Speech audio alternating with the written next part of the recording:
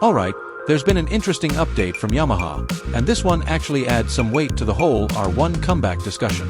Yamaha gave some clues to MCN at EICMA, where their European president openly said that the R1 could, at some point, make a return. Now that's important.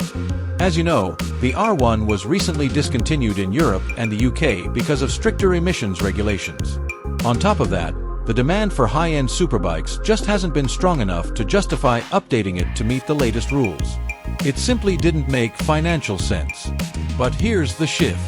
He mentioned that the sports bike market has started to improve slightly, and a big reason for that seems to be the success of the middleweight segment.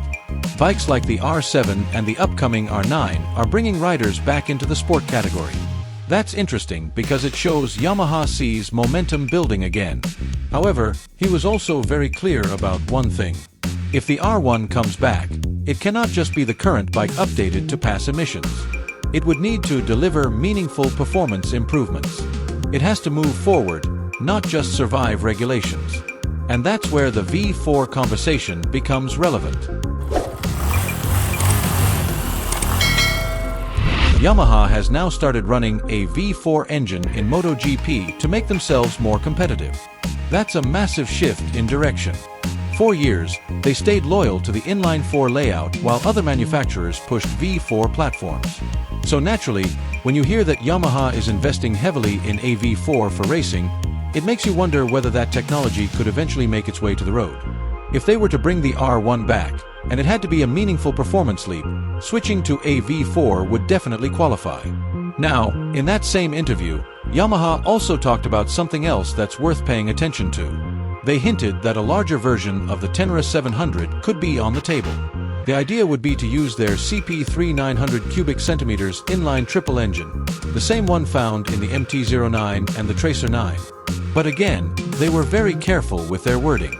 They said engineers are actively working on the concept, but if they build a bigger Tenere using the CP3 engine, they don't want to compromise what makes the Tenere name special. That means proper off-road capability. 18 and 21-inch wheels. Real adventure geometry. A genuine off-road machine. They clearly understand that the Tenere has a strong reputation, and they don't want to dilute that DNA just to chase a bigger engine class. On top of all that, Yamaha is also exploring the hybrid space. They've shown a modified MT-09 concept that combines the CP3 triple with an electric motor and battery system. Now, we've seen hybrid attempts before, and it didn't exactly go smoothly for Kawasaki. But Yamaha might approach it differently. It's still early, and we'll have to see how serious they are about pushing that direction. So when you step back and look at the bigger picture, Yamaha is clearly in a transition phase. They're rebuilding their sport lineup with the R7 and R9. They're experimenting with V4 technology in MotoGP. They're developing new adventure concepts.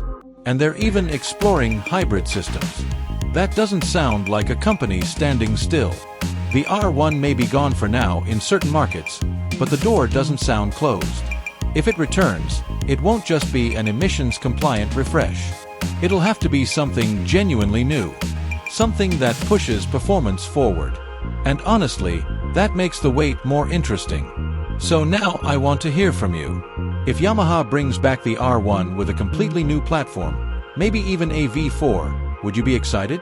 Or are you more interested in seeing that larger Tenere with a CP3 engine? Let me know which bike you'd most like to see hit the market. And as always, stay tuned for more motorcycle updates and news like this.